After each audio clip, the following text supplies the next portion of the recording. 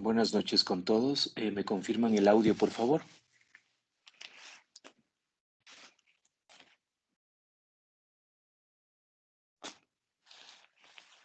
Buenas noches, sí se les escucha. Perfecto, gracias. Voy a proceder a compartir pantalla.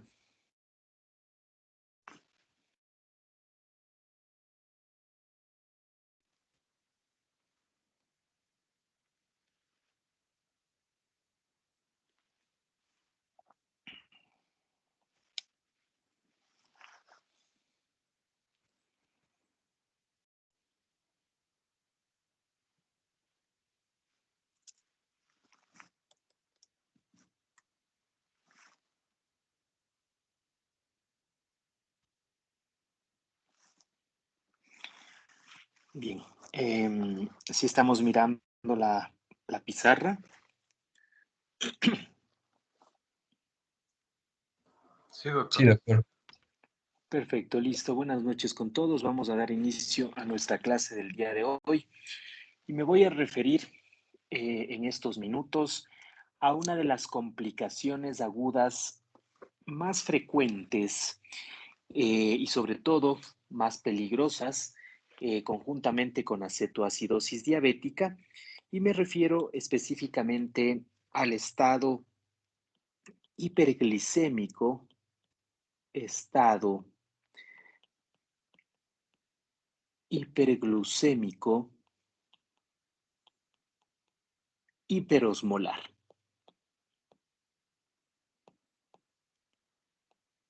Como parte o como objetivo de este diplomado que ustedes están cursando, nos interesa al equipo de trabajo justamente que aprendan a manejar adecuadamente una cetoacidosis diabética y un estado hiperglucémico hiperosmolar, puesto que se asocian justamente con una mortalidad elevada cuando no se aplican las intervenciones correctas en el momento adecuado.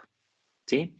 Entonces es importante pues que ustedes tengan en cuenta estas dos complicaciones principalmente que lógicamente nos pueden complicar el estado y el pronóstico del paciente. Conjuntamente con el doctor Pacheco, bueno, ustedes ya van a hablar un poco acerca de la cetoacidosis diabética. ¿Cuáles son los aspectos característicos de un estado hiperglucémico hiperosmolar? Primero, vamos a establecer algunos aspectos en cuanto a los niveles de glucosa, ¿sí? Con respecto a la glucosa, en el estado hiperglucémico hiperosmolar, ustedes van a tener por lo general glucemias superiores a los 600 miligramos decilitro, ¿sí? Eso es algo muy importante que a diferencia de la cetoacidosis diabética, en cambio aquí ustedes pueden tener valores superiores a 250 miligramos decilitro, ¿sí? Entonces, no olvidar o más bien hacer esta diferenciación entre el estado hiperglucémico hiperosmolar y la cetoacidosis diabética, ¿ok? Con respecto al pH, ¿cómo está el pH? ¿Cómo está el pH? En el caso de un estado hiperglucémico hiperosmolar, suele estar superior este pH a 7.30. No se olviden que el pH normal, que nosotros obviamente debemos conocer, está entre 7.35 a 7.45, ¿no? Ese es nuestro pH normal. Y en este caso vamos a tener niveles de pH superiores a 7.30, a diferencia, por supuesto, de la cetoacidosis diabética, donde ustedes van a tener niveles de pH inferior a 7.30 y claro, dependerá si es leve, moderado, severo, para ir teniendo los diferentes puntos de corte, por supuesto. ¿Qué pasa con respecto al bicarbonato? ¿Cómo se encuentra el bicarbonato sérico en estos pacientes? Por lo general, en el estado hiperglucémico hiperosmolar suele estar mayor a 18.000 equivalentes. ¿Sí? A diferencia de en la cetoacidosis diabética, que suele estar por debajo de 18. No se olviden que el pH normal es de 18 más menos 2, ¿sí? Dentro de la gasometría. 18 más menos 2. Entonces, en el estado hiperglucémico hiperosmolar vamos a tener bicarbonatos superiores a 18 y en la cetoacidosis diabética inferiores a 16. ¿Ok? Eh, la, presencia, la presencia de cuerpos cetónicos, ¿sí? O la presencia de cetonas en orina. La presencia de cetonas en orina es una particularidad, ¿sí? Eh, Principalmente en lo que respecta a la cetoacidosis diabética. Sin embargo, en el estado hiperglucémico hiperosmolar puede presentarse de forma leve o ausente la presencia de cetonas en orina, ¿sí? No de forma positiva, de forma importante, como si se lo hace en la cetoacidosis diabética, ¿ok? ¿Qué otro aspecto es importante en este sentido? También podemos hablar de la osmolaridad sérica. La osmolaridad, y vamos a hablar de la osmolaridad efectiva, básicamente. ¿Quién me dice qué es esto de la osmolaridad? ¿Quién se acuerda? ¿Qué es la osmolaridad?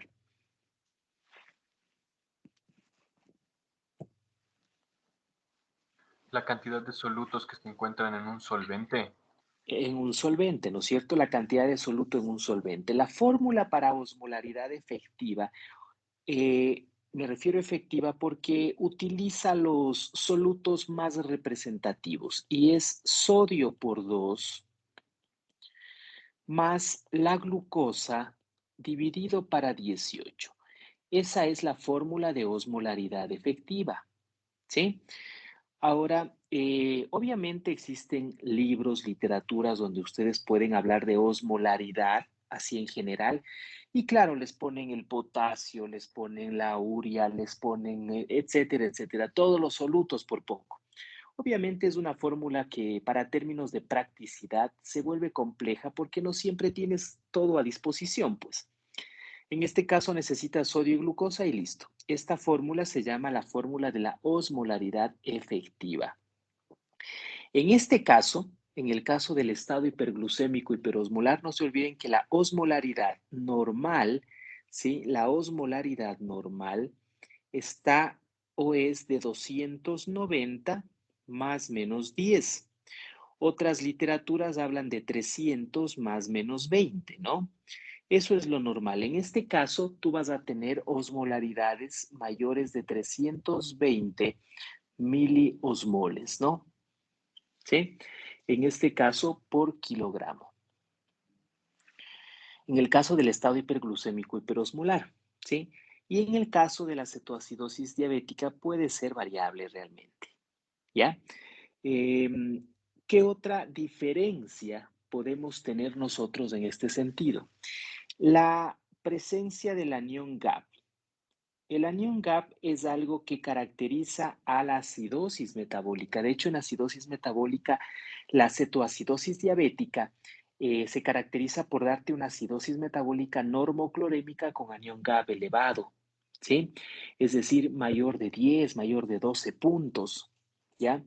En este caso, para el estado hiperglucémico hiperosmolar, el anión GAP puede ser variable. Sin embargo, obviamente, es una condición, como te decía, que caracteriza más a la acidosis metabólica eh, como tal, ¿no? En este caso, y dentro de la clasificación de la acidosis metabólica, tú tienes a la normoclorémica con anión GAP elevado o la hiperclorémica o con anión GAP normal.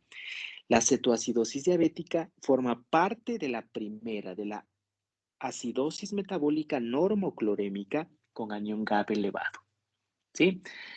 Eh, con respecto, otra diferencia sería el deterioro o la alteración de conciencia. La alteración de conciencia En el paciente con estos niveles de glucosa, definitivamente se muestra más comprometida. Aquí el paciente puede estar en estupor, puede estar ya en coma, ¿sí? A diferencia de la cetoacidosis diabética, donde tú puedes tener un paciente somnoliento, obnubilado, sí, estuporoso, sí, en coma también, pero digamos, no de forma inicial o no de forma importante o más frecuente como sí en el estado hiperglucémico hiperosmolar.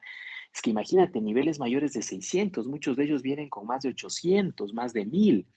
Y obviamente esto complica definitivamente esta situación o este panorama en estos pacientes. Entonces, de aquí que justamente dada esta hiperglucemia, es que tú vas a tener una serie de alteraciones, una serie de manifestaciones clínicas que lógicamente tienen que destacarse o que tienen que resaltarse en este sentido. ¿Sí? Es decir, producto de este estado hiperosmolar, ¿sí? Tú vas a tener en tu paciente, por supuesto, ya manifestaciones clínicas compatibles con deshidratación, por supuesto, manifestaciones clínicas. Vas a tener un paciente que de pronto se muestre con la tríada clásica, polidipsia, poliuria, polifagia, pérdida de peso, ¿sí? En los días obviamente previos a ya la admisión hospitalaria. Estos pacientes ya van presentando alteraciones a nivel del estado de conciencia, te decía, ¿sí? Puede haber incluso convulsiones, ¿sí? Algunos pacientes de estos pueden convulsionar, pueden haber incluso focalidad neurológica, hemiparesia, hemianopsia, ¿ya? Dentro de las manifestaciones neurológicas.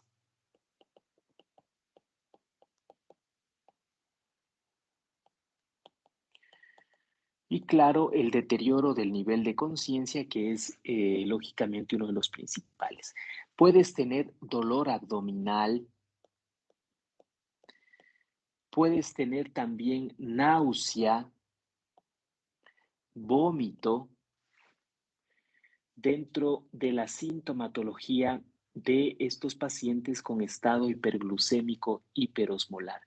Vas a tener una deshidratación,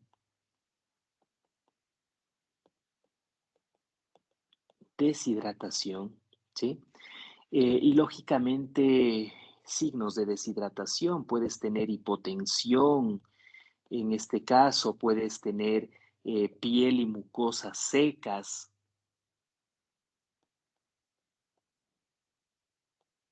¿ya? Signo del pliegue, por ejemplo, también puede hacerse evidente en estos casos. Puede haber taquicardia, ¿ya? Em, ¿Qué más? ¿Qué más? ¿Qué otros signos más consideran ustedes que puede haber?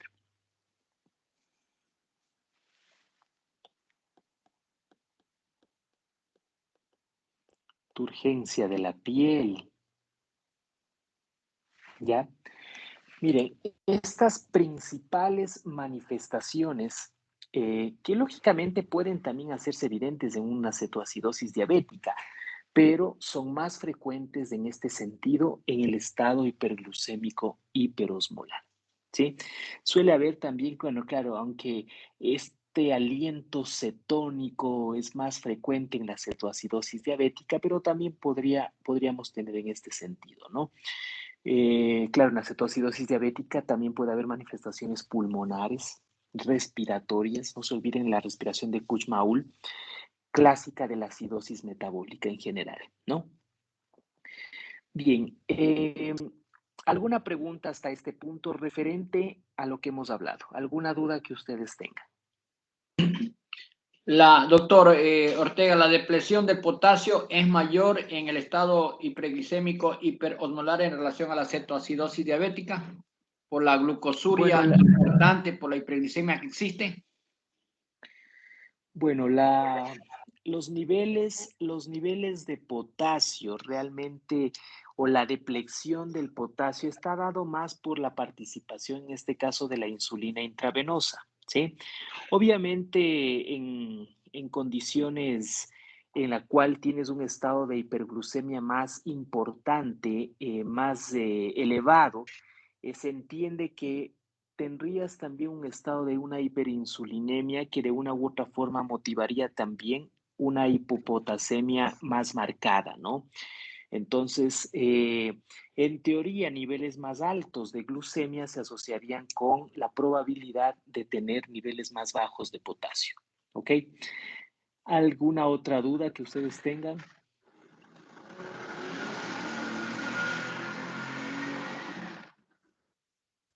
En estos pacientes, el tratamiento, doctor, es con insulina rápida en bomba de insulina, cada hora hasta conseguir valores de 250. Sí, ya vamos a ir hablando del tratamiento. Sí, ya vamos a ir, ya les voy a enseñar a aplicar la bomba de insulina, etcétera, etcétera, ¿no? Ya vamos a hablar acerca del manejo. Miren, una cosa que es fundamental en estos casos, en estos pacientes, eh, debemos entender que hay que buscar la causa predisponente o precipitante. Esto es muy importante.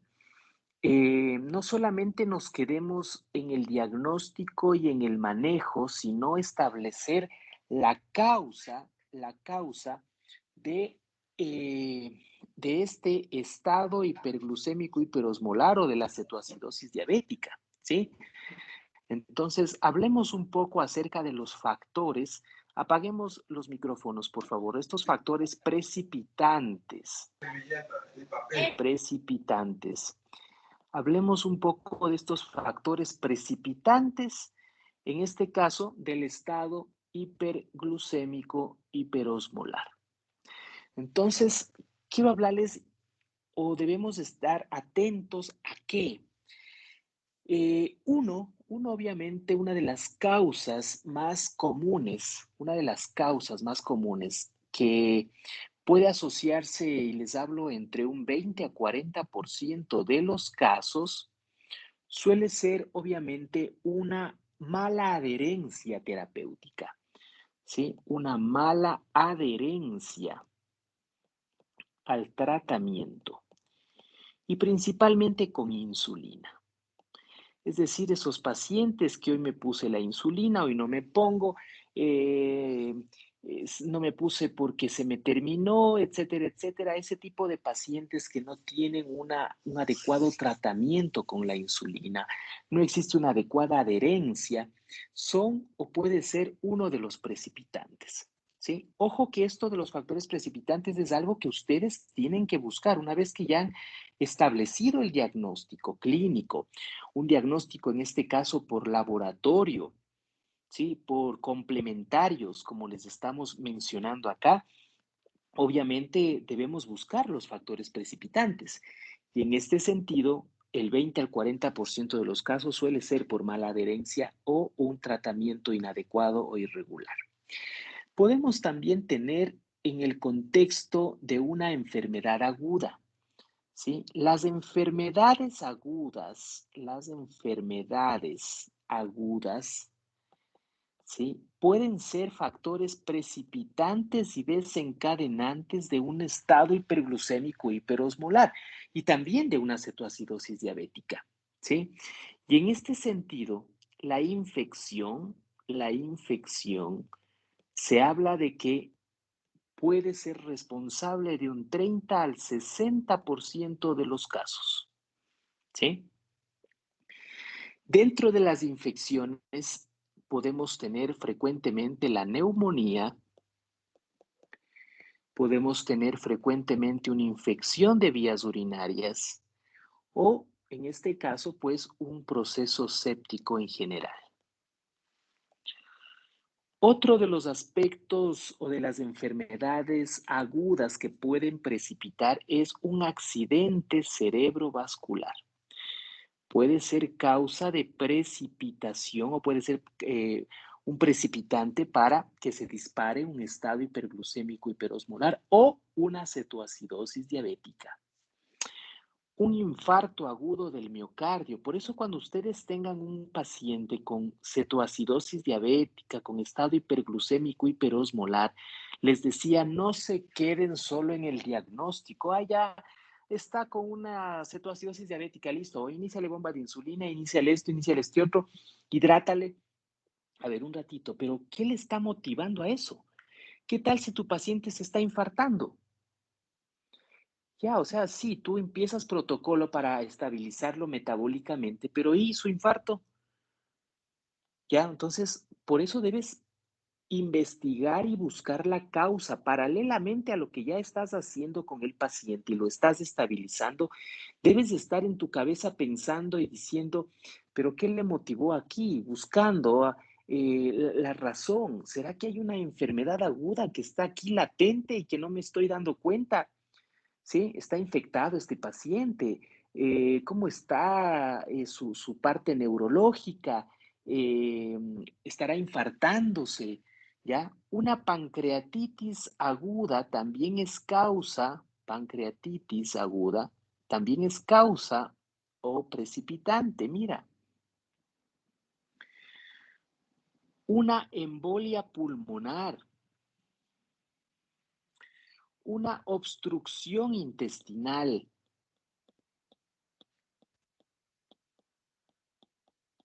pacientes que llegan sobre todo con dolor abdominal, distensión, ¿no es cierto?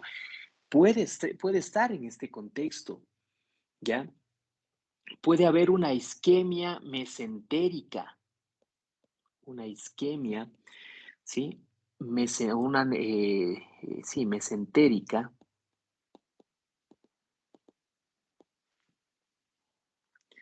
Puede ser un desencadenante la insuficiencia renal, una hemorragia intracraneal, específicamente un hematoma subdural.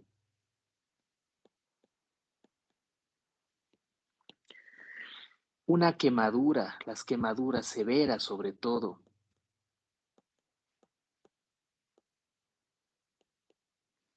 La hipotermia.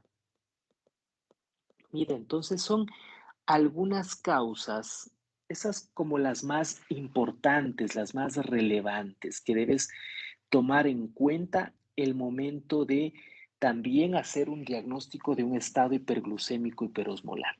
¿De acuerdo? Entonces, ¿será que mi paciente no se adhiere al tratamiento, señor, a los familiares? Él usaba insulina, se ponía, no, sabe que ya un mes que no se pone la insulina. Ah, ya, ahí está la causa, ¿ya? O de pronto no, él sí es muy cumplido a buscar una infección que es la causa más común, a rastrear, busquen focos infecciosos, ¿ya? Investiguen, hagan un electrocardiograma, pidan enzimas pancreáticas, es decir, establezcan esa posibilidad de que puede estar cursando con una enfermedad aguda. Puede haber también como desencadenantes o precipitantes. A ver, ya no me alcanza por aquí. Los medicamentos, mi doctor, habría que investigar si está tomando algún medicamento, como los Claro que sí. glucocorticoides, de pronto un paciente hipertenso Ajá. con antihipertensivos tipo diurético. Sí, sí. Ese es otro de los detonantes o desencadenantes, ¿no? Ujú.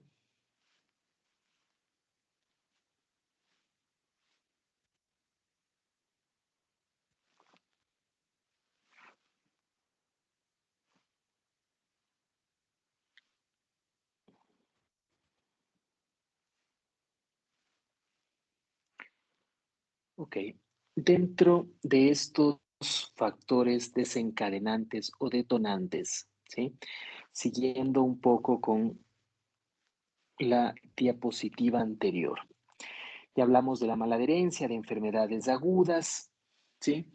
Podemos también hablar de causas endocrinas, Puede haber causas o enfermedades endocrinológicas que pueden ser causas de desencadenar estos procesos. La acromegalia, por ejemplo, también la tirotoxicosis,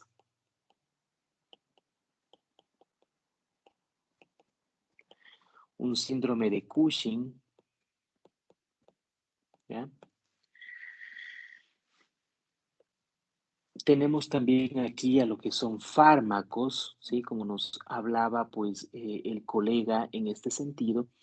Y dentro de los fármacos, uno de los principales, los beta bloqueadores. No se olviden que los beta bloqueadores aumentan los niveles de glucosa, ¿sí? Los diuréticos, principalmente diuréticos tiacídicos, como la clortalidona, ¿sí? Clortalidona son fármacos que te aumentan la glucosa, entonces ten mucho cuidado a la hora de tratar a un paciente diabético e hipertenso. Toma en cuenta estas, si bien es cierto son contraindicaciones relativas, no absolutas, pero eso hará que de una u otra forma estés más pendiente porque sabes que si va a tomar estos medicamentos el paciente, pues va a manejar niveles más altos de glucosa, nada más, y tendrás que subirle las dosis. Ya los bloqueadores de canales de calcio, ya también te elevan la glucosa. ¿Cuál otro más tenemos acá? Los corticoides, por supuesto. Muchos pacientes, y esto pasa frecuentemente en nuestras consultas, un paciente diabético que tú le estás viendo y que resulta que por ahí tuvo un dolor en el hombro, en la pierna, en la rodilla, va donde nuestros colegas, los traumatólogos, y claro, una de las principales estrategias que utilizan es la infiltración y le infiltran con corticoide, claro, te calma de lo lindo el dolor, pero ¿a costa de qué? ¿A cambio de qué? Entonces, el paciente llega, pero con glucosas de 600, 700, y tú nos dices, bueno, ¿y qué pasó? Y ya si vas indagando en la historia clínica, vas haciendo una adecuada anamnesis, resulta que fue este fármaco, este corticoide que le prescribieron días anteriores, el que fue el motivo de descompensación de estos pacientes. ¿Sí? Entonces, fármacos anticonvulsivantes también, como la fenitoína, podría también llevarte a esto, ¿ya? La nutrición parenteral total, por supuesto, ¿ya? ¿Qué otros fármacos? Por ahí tenemos algunos, la olanzapina, algunos medicamentos psiquiátricos, esos por darte los más representativos en este sentido. La clorpromacina también es otro de los fármacos, ¿no? Bien, entonces mira, y claro, una causa final que es lo que conocemos nosotros como el debut diabético, ¿no? Es decir, ese paciente no tenía ni idea de que era diabético, ¿ya?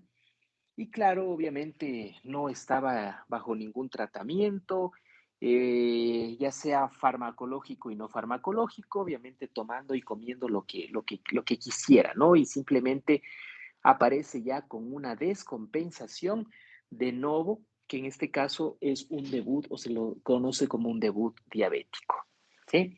Entonces, por favor, doctores, pensemos cuando ya hemos hecho el diagnóstico, cuando ya hemos hablado de la ya clínico, de laboratorio, sí, tienes que compensar, obviamente, es una emergencia esto que estás, o es una urgencia, pero a la par tienes que ir indagando en las posibilidades, en los posibles factores precipitantes que lógicamente pueden hacerse evidente en este sentido, ¿sí?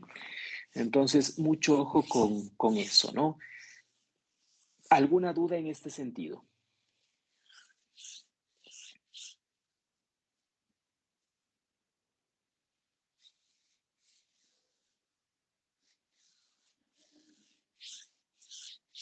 ¿Dudas, preguntas?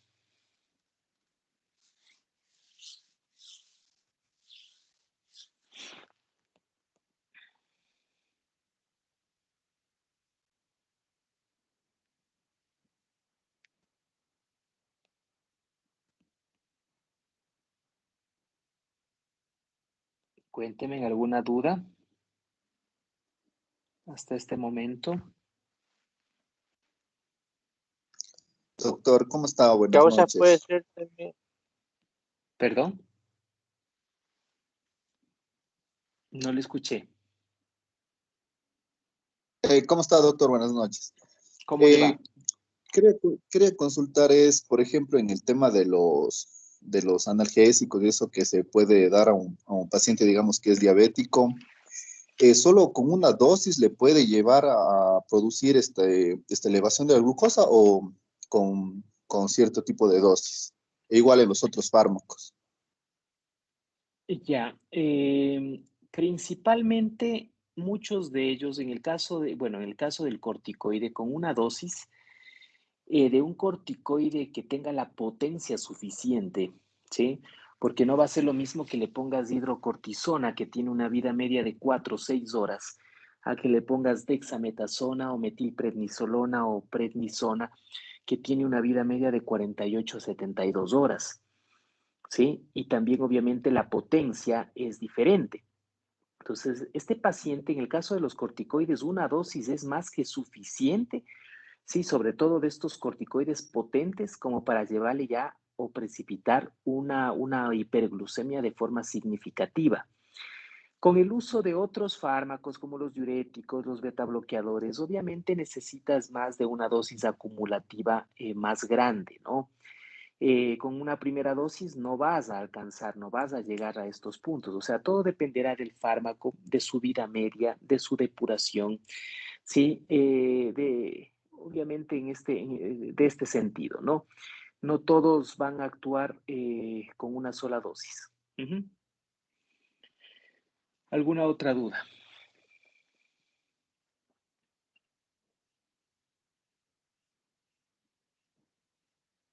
Mi doctor Ortega, un paciente diabético tipo 2 que se está manejando con hipoglicemiantes, de pronto la metformina presenta un cuadro complicado de COVID. La misma infección eleva ostensiblemente la glucosa. Además de eso, el uso de corticoides como antiinflamatorio eleva más la glucosa. Allí la droga de elección mientras pase el proceso sería la insulina.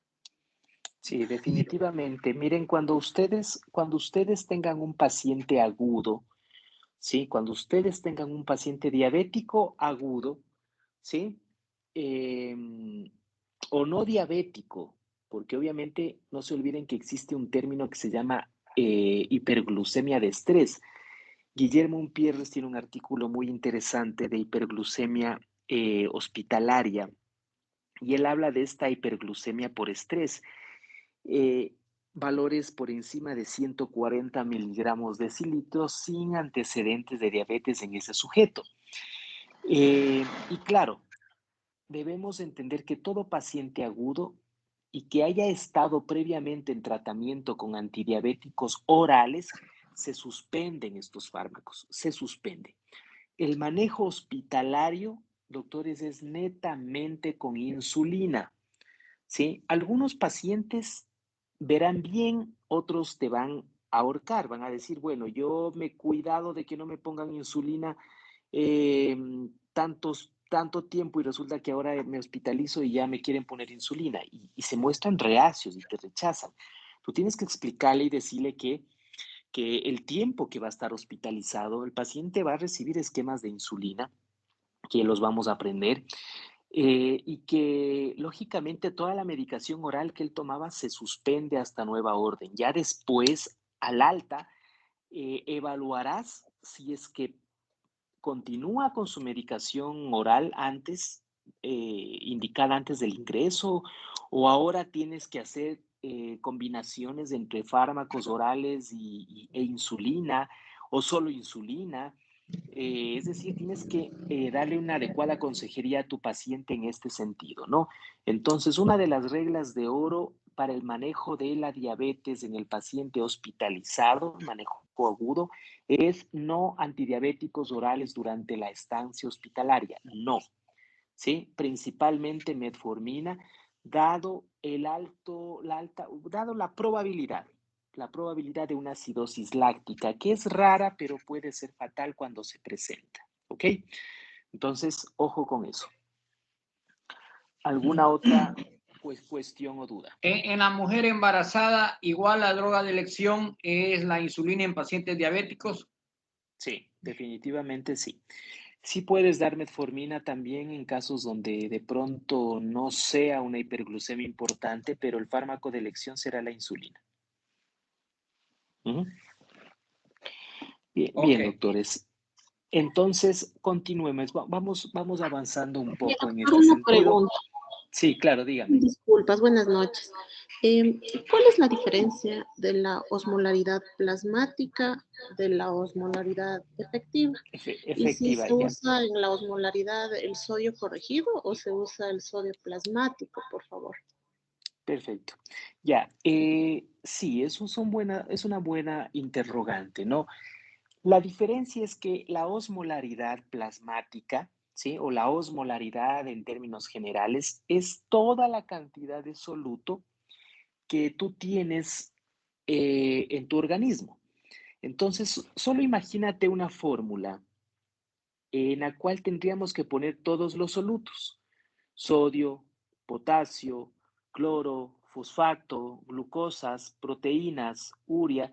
¿Te imaginas la fórmula que nos saldría? ¿Sí? Entonces, la fórmula de la osmolaridad como tal, ¿sí? Y algunos la simplifican, o sea, solo te ponen sodio, potasio y urea, ¿ya? Y aún así está simplificada. La diferencia entre osmolaridad plasmática ya en general es que tú para calcular eso ya exactamente deberías tener todos los solutos. Y en la osmolaridad efectiva solo tienes los solutos más representativos, ¿sí? Que en este caso hablamos del sodio y de la glucosa, ¿sí? Esa es la diferencia.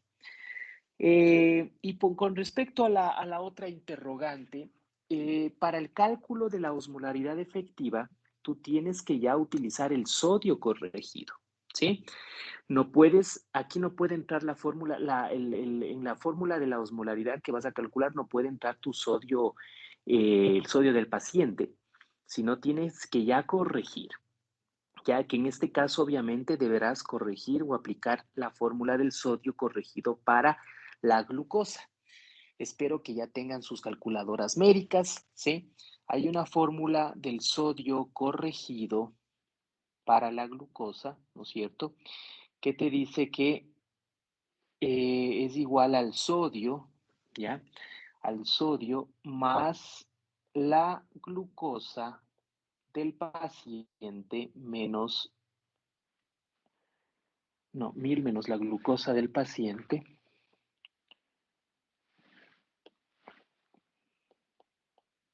Mil menos la glucosa del paciente dividido para 42. No es menos 1000, perdón. Es la glucosa del paciente menos 100. Menos 100, así es.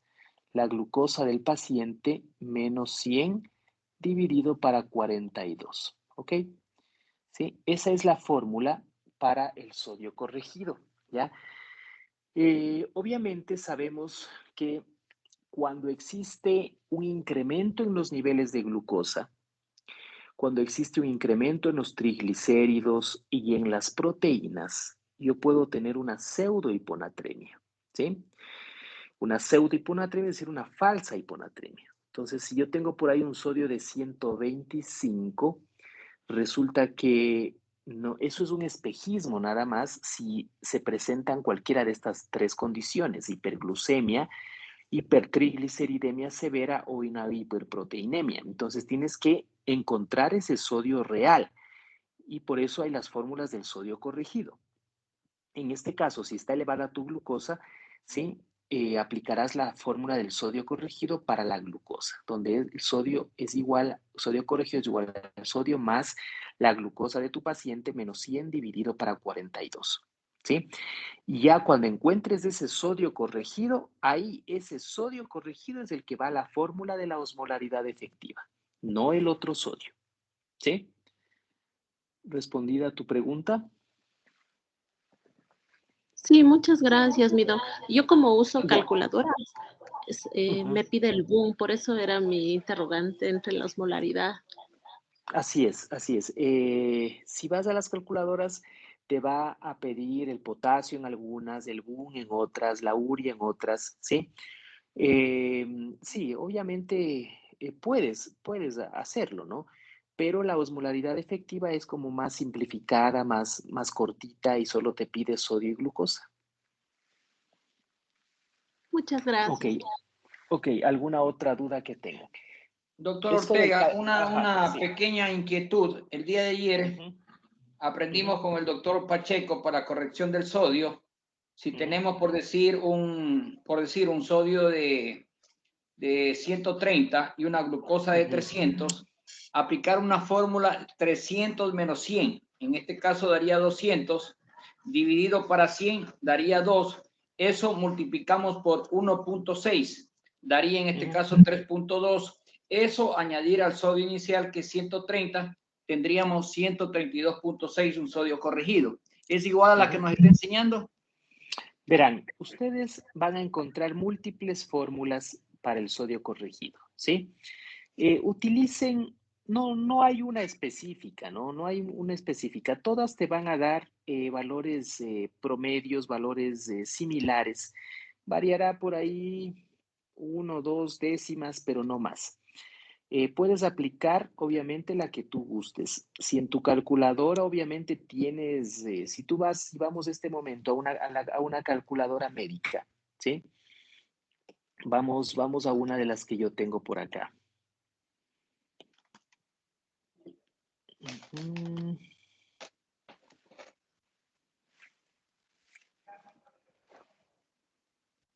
Mira, sodio corregido para la glucosa. Si veo qué fórmula están empleando, mira la fórmula que nos da. Sí estamos viendo, ¿no? Sí, Ya, mira, te dice sodio corregido, sodio más 0.016 por la glucosa menos 100. ¿Mm? Esta no se parece ni a la que te dio el doctor Pacheco ni a la mía.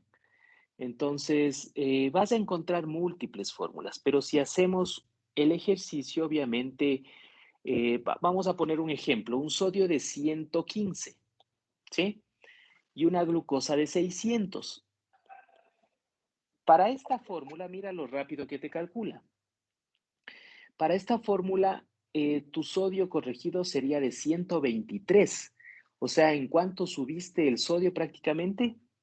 De 115 a 123, estamos hablando de 8 8. equivalentes, ¿no es cierto? ¿Ya? Hazle la fórmula con la que te enseñó el doctor Pacheco. Sube 8. Porque 600 le restamos 100, daría 500 por 1.6, Ujú. 8. 8 ¿Ya? más ¿Ok? 115, 123.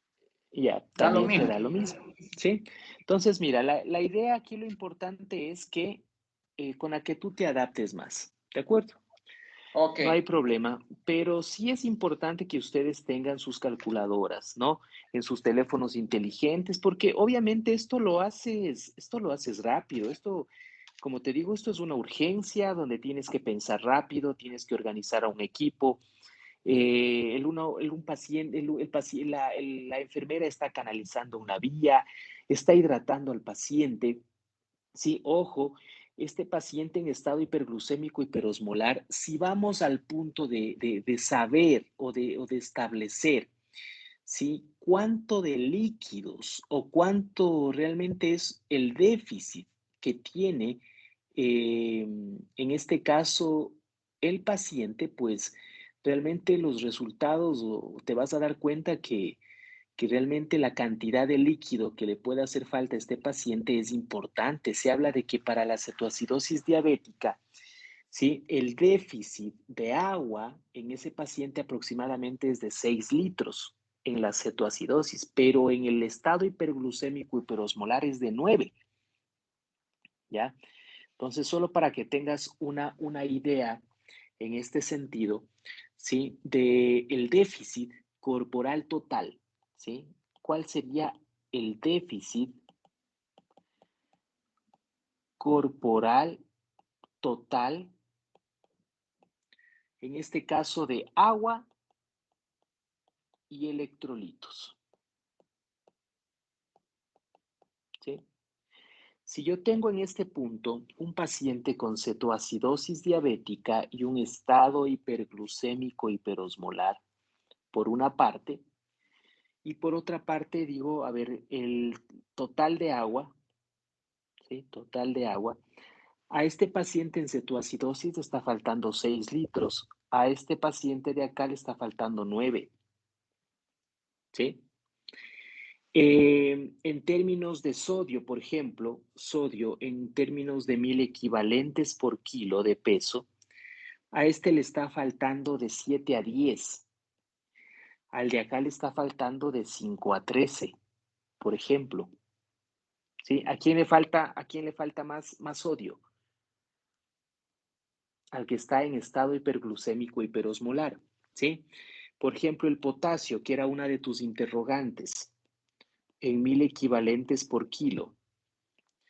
A este le falta de 3 a 5 mil equivalentes por kilo. Al de acá le falta de 4 a 6. ¿Ya? ¿Cuál va a ser obviamente más frecuente la hipocalemia entonces? En el estado hiperglucémico hiperosmolar, que es lo que te mencionaba, ¿no es cierto? En términos de magnesio, por ejemplo, igual, en 1000 equivalentes por kilo, a este le falta de 1 a 2, a este también le falta de 1 a 2, es similar, ¿ya? Esos son los que pueden haber más diferencias, el cloro, por supuesto, el cloro. A este le falta de 3 a 5, a este de acá le falta de 5 a 15 mil equivalentes, ¿sí? ¿Ya? Entonces, miren ustedes en este sentido algunas de las diferencias en cuanto al déficit corporal total de agua, ¿sí? Y de electrolitos que puede existir, haciendo una diferenciación entre la cetoacidosis diabética y el estado hiperglucémico hiperosmolar. ¿Ok? No se olviden que a estos pacientes, ya en el contexto del manejo que deben tener estos pacientes, por supuesto, la hidratación, ¿sí? La hidratación es clave, debe ser onerosa en estos casos, pero también tengan mucho cuidado con los pacientes, por supuesto, que tienen insuficiencia cardíaca, tienen insuficiencia renal, eh, insuficiencia hepática, ¿sí? Estos pacientes, lógicamente, debemos tener cuidado porque estas cantidades o estas cargas de líquidos importantes pueden realmente representar un problema en estos pacientes. Y otra cosa, la evidencia científica, los algoritmos que encontramos en el ADA, que encontramos en todas estas guías europeas, son algoritmos practicados, validados en población norteamericana, europea, cuya superficie de masa corporal es mayor a la nuestra. ¿Sí? Entonces tengan mucho ojo y mucho cuidado con eso. ¿Ya? Cuando hablamos ya del manejo, vamos a conversar ya del manejo del estado hiperglucémico hiperosmolar. Cuando hablamos del manejo, uno de los principales aspectos es justamente la cuestión de los líquidos intravenosos, ¿no? Los líquidos intravenosos. Este paciente que te llega a la emergencia deshidratado, hipotenso, tú tienes que reanimarlo. Definitivamente tienes que reanimarlo. Se habla de que debes colocar al menos un bolo de 25 a 30 ml por kilo, ¿sí? 25 a 30 ml por kilo en estos pacientes, ya un bolo inicial. No te olvides que la presión arterial media que estos pacientes deben alcanzar, o estos y cualquier otro paciente, será mayor o igual a 65 milímetros de mercurio. Ya en un paciente no hipertenso, ¿sí? O sea, que no tiene antecedentes de hipertensión. Pero esta presión arterial media deberá ser mayor o igual de 70, ¿sí? A 80 milímetros de mercurio en el paciente que tiene antecedentes de hipertensión. No es lo mismo, ¿sí? Ten cuidado. ¿Ok? Y claro, en este contexto, tú puedes reanimar inicialmente a este paciente con un bolo de 25 a 30 ml por kilo. ¿Qué solución? Solución salina al 0,9%, ¿sí? Obviamente, en este contexto estoy hablando del estado hiperglucémico hiperosmolar, todavía no tienes tú electrolitos. Aquí deberás tú hacer una diferenciación ya después que te lleguen los resultados de los electrolitos, si ese paciente está en hipernatremia, está en normotremia, ¿sí? Es decir, está con el sodio normal.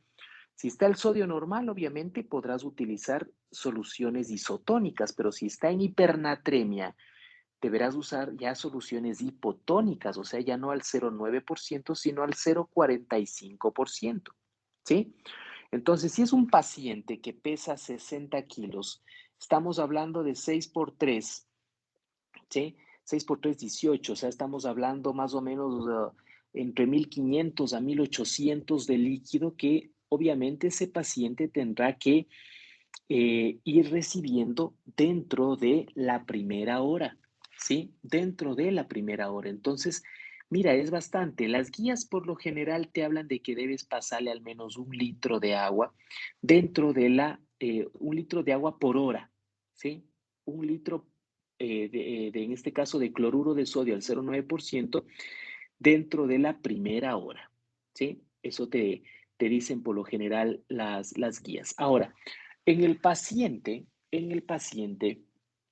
con insuficiencia renal, con insuficiencia hepática, ¿sí?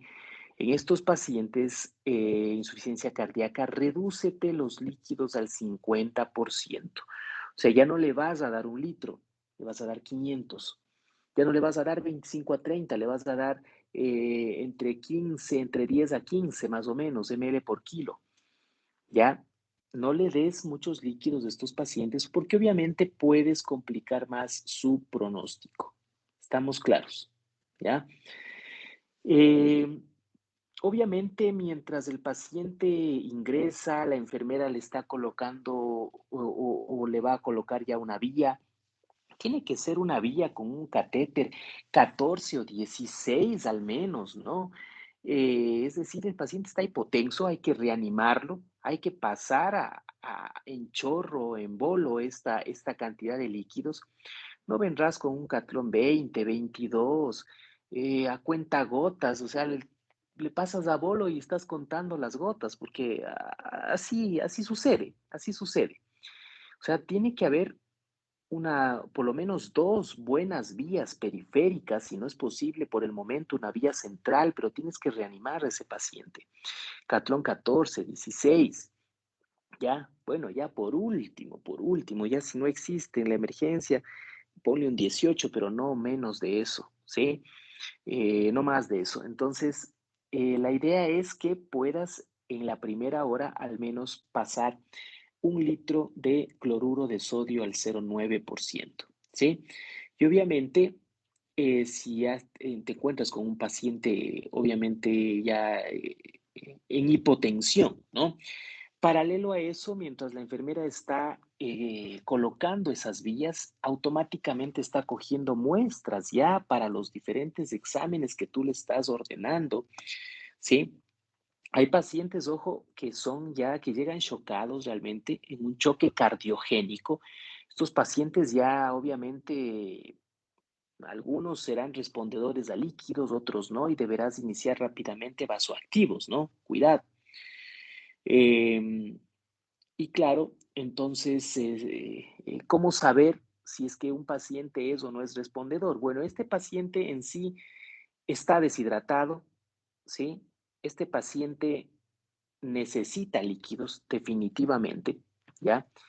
Y obviamente necesitas administrarle eh, cristaloides en este sentido. Bien, claro, ya después tendrás que trabajar en base, en base a tus resultados del sodio, ¿sí? Ya vas a tener que trabajar en base a tus resultados del sodio. Es decir, si el sodio, aquí tienes pues algunos elementos, si el sodio está alto, si el sodio está normal o si el sodio está bajo, ¿sí? ¿Ya? Entonces, ya irás trabajando en ese sentido, ¿sí? Ya para ir cambiando tu hidratación en la marcha, ¿no? Si estás con un sodio elevado, obviamente tendrás que usar una solución salina al 0,45%, ¿ok? Y aquí te habla que por lo menos debes pasar de 250 a 500 ml por hora, ¿sí? De esta solución. Todo dependerá lógicamente de cómo esté hidratado tu paciente. Si el sodio es normal, te quedas con esta misma hidratación, ¿sí? Te quedas con esta. O sea, al 0,45. Te quedas con esa. ¿Por qué? Porque lo más probable es que si te quedas con la cloruro al 0,9, horas más tarde ya tengas problemas de hipernatremia, ¿sí? Entonces, preferible te quedas con una hipotónica.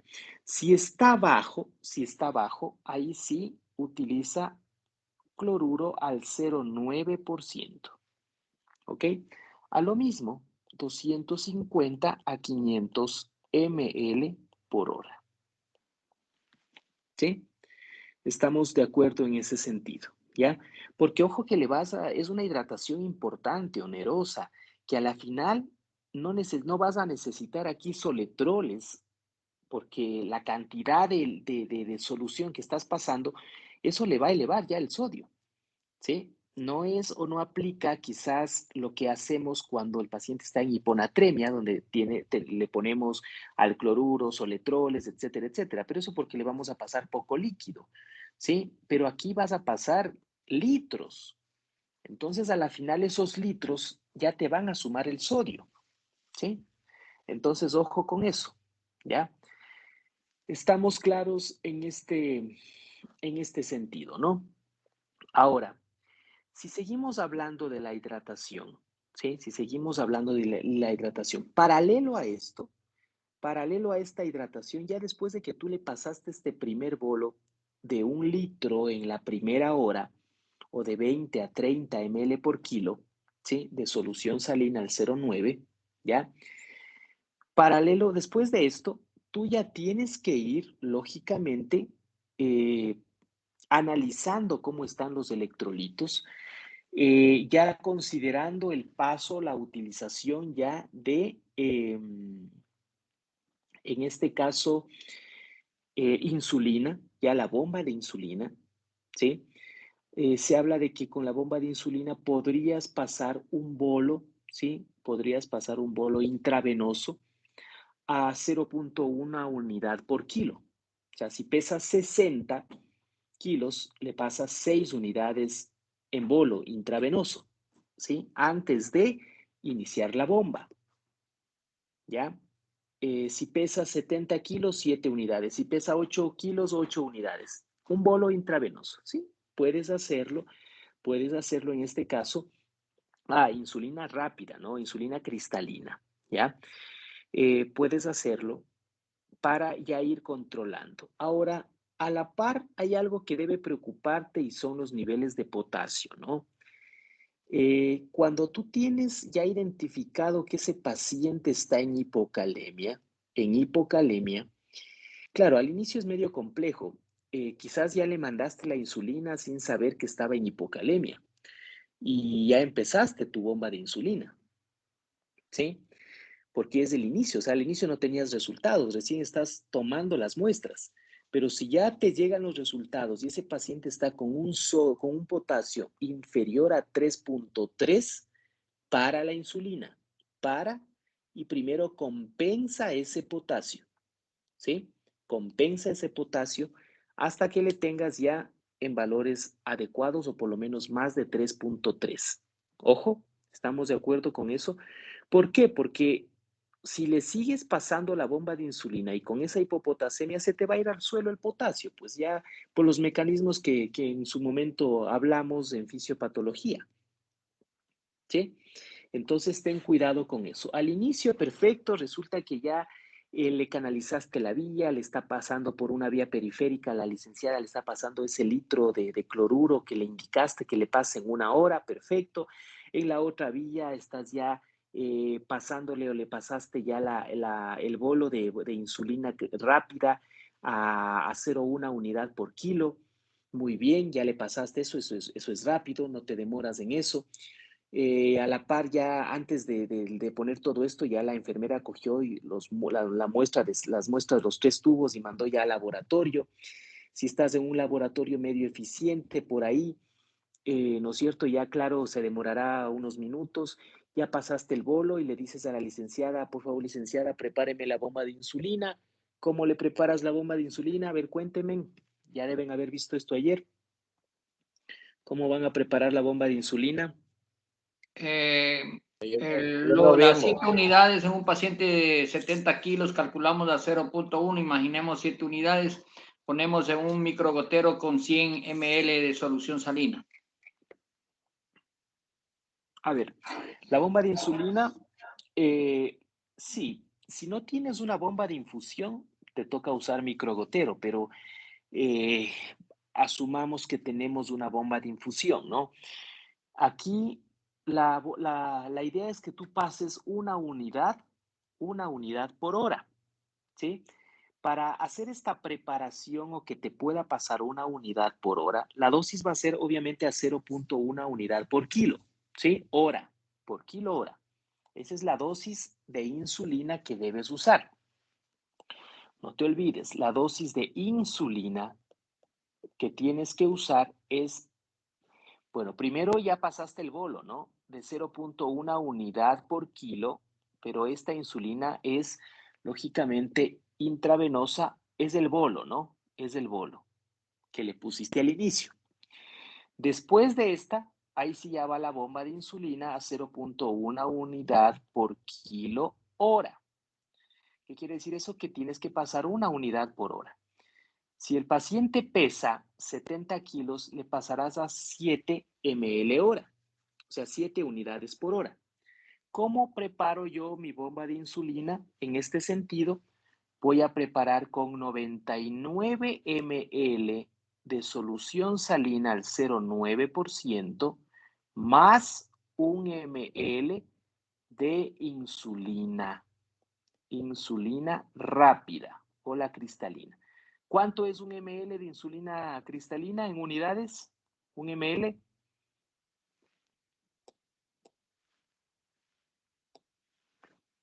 ¿Cuánto es 1 ml? 10 unidades. No, 100. No, 100 unidades. Ah, claro, 100 claro. unidades. 100 unidades, ¿sí? Tú le vas a pasar, le vas a combinar 99 de cloruro en esas bolsitas de 100 de cloruro, ¿sí? Le quitas 1 ml y le repones ese ml, pero de insulina, ¿sí? Entonces, 99 con 1 ml de insulina rápida. Esa es la dilución. Y eso le conectas a la bomba de infusión y le pasas a 0,1 unidad por kilo. Si pesa 80 kilos, a 8 ml hora. Si pesa 50 kilos, a 5 cc hora. Así empiezas. ¿Sí? Con eso comienzas. Ya les voy a enseñar la próxima clase cómo vamos a trabajar con la bomba de insulina, cuánto le tienes que bajar por hora. Yo tengo un protocolo muy interesante. Revisen el libro que les mandé de protocolos terapéuticos en medicina interna, ¿sí? En ese libro, ¿sí? En el volumen 1, en el capítulo de diabetes, ahí está insulinoterapia. Para el día jueves van a revisar todos ese capítulo de diabetes, todos, porque les voy a preguntar lo que hace referencia a insulinoterapia, bomba de insulina, esquemas de insulina, ¿ok? Que vamos a ver la clase que viene. Entonces, ya una vez que preparas, ahí sí, lógicamente ya aplicas el protocolo de bomba de insulina, que es el que ya lo vamos a repasar en la próxima clase. Entonces, mira, y claro, paralelo a esto estás pendiente del potasio, ¿no? Te decía que si el potasio está menos de 3,3, Paras, supongamos ya estamos aquí pasando ya la bomba de insulina y viene el residente o viene el interno y te dice, doctor, el potasio está en 2.8. 2.8, pare la bomba de insulina, pare. Paramos la bomba de insulina y compensamos el potasio. Compensamos. ¿Puedes pasar una carga rápida? ¿Podrías pasar una carga rápida? ¿Sí? Una carga rápida de potasio lo puedes hacer con 40,000 equivalentes. 40,000 equivalentes. Si es por vía periférica, tú puedes pasar hasta 10,000 equivalentes por hora. O sea, esos 40,000 equivalentes le diluyes. O sea, 2 ampollas le diluyes en 300 de cloruro y eso le pasas en 4 horas por vía periférica. Si tienes una vía central, esas 2 ampollas, o sea, esos 40 le pasas en 1 hora. ¿Sí? Por vía periférica puedes pasar hasta 10,000 equivalentes por hora y por vía central puedes pasar hasta 40. Apaguen los micrófonos que escucho un perro por ahí. Por vía central hasta 40,000 equivalentes por hora y por vía periférica hasta 10. ¿Sí? Entonces, si tu potasio está bajo, para la bomba de insulina y puedes pasar, pues, en ese sentido, haces una compensación rápida, ¿sí? Y en este caso, pues, lo podrías compensar hasta que tengas un potasio ya por encima de 3.3. ¿Qué pasa si el potasio ahora está mejor dicho, está entre 3.3 y 5.3? O sea, en normal. Si está en ese sentido, déjale todavía con potasio 20,000 equivalentes en 1 litro, por cada litro sería más bien. 20,000 equivalentes por cada litro del cloruro que estés usando. ¿Sí? Del cloruro en este caso, si estás usando cloruro de sodio al 0,9 o si estás usando al 0,45, por cada litro, métele ahí 20,000 equivalentes, o sea, una ampollita de potasio. Así esté normal. ¿Por qué? Para que te aguante la bomba de insulina. Pues no ves que la bomba de insulina va a seguir trabajando y de ley en algún momento ese potasio se va a bajar. Entonces, para que no se baje, como profilaxis o como prevención, le pones ese potasio ahí por cada litro para que no se te suba, para que no se te baje, perdón, por el accionar de la bomba de insulina. ¿Estamos? Y ahora, ¿qué pasa si después el potasio está más de 5 o más de 5.3, como te dicen las guías? En ese caso ya no le pones potasio, solamente ponle el cloruro y listo, nada más. Pero tienes que estar alerta porque la bomba de insulina, insisto, está trabajando, paralelo a todo lo que estamos hablando, está trabajando y en algún momento puede bajarse ya el potasio. Entonces, simplemente estás alerta y estás controlando los electrolitos cada 2, cada 4 horas, estás viendo cómo va esos electrolitos, ¿no? Y eso es todo con respecto a el potasio, la insulina que vamos a hablar, la bomba, y con respecto a la hidratación que ya les voy también a complementar cuando hablemos de la bomba de insulina, porque llega un punto en el que tenemos que cambiar la hidratación porque ya los niveles de glucosa están ya bajando. ¿Ok? Listo, estimados colegas, ahí nos vamos a quedar el día de hoy. ¿Alguna duda final para terminar nuestra clase de ahora? ¿Dudas, preguntas de lo que hemos tratado ahora, del estado hiperglucémico hiperosmolar? Doctor, disculpe, el libro en que nos dice que tenemos que revisar, ¿me pueden Sí, ayudar? yo les mandé al grupo de WhatsApp unos libros, un material al inicio. PDF, ¿sí? Por favor, los que tengan, porque yo estoy con otro teléfono, los que tengan, volver a reenviar al grupo los libros, sobre todo de protocolos terapéuticos en medicina interna, volumen 1 y volumen 2. O todo pueden reenviar, pero me parece que está en el volumen 1, ¿sí? Ahí está en el capítulo de diabetes, lo que quiero que revisen para el día jueves, ¿ok? Gracias, profe. Ok, listo, pues si no hay más dudas, Muchas gracias. Hasta mañana. nos quedamos ahí, que tengan una buena noche. Bueno.